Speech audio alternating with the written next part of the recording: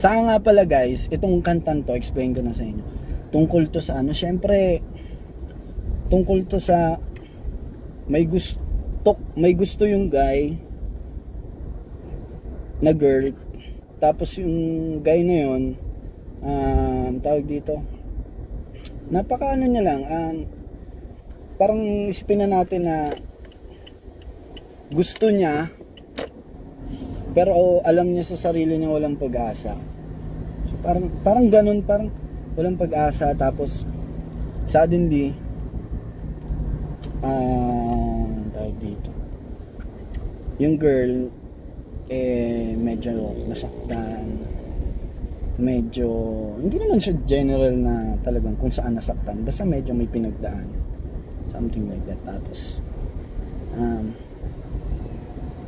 yung guy na yon, andun siya para sa babae,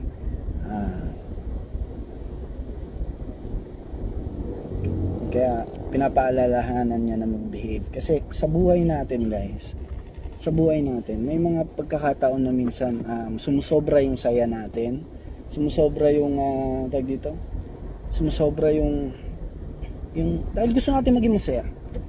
Tao lang tayo guys, nangyayari yan sa lahat ng bagay na minsan nga, di ba, lalo na pag mga kabataan, pag sinabi ng magulang na huwag ka uuwi ng gantong oras, umuwi ka ng ganito, minsan sobrang tayo, nalilate tayo, parang ganun na mag-behave ka, andito ako, hindi kita hayaang masaktan, hindi kita hayaan na mapunta sa lugar na hindi mo ikakatuwa. Parang ganun siya. So ganun yung meaning ng kantang yon.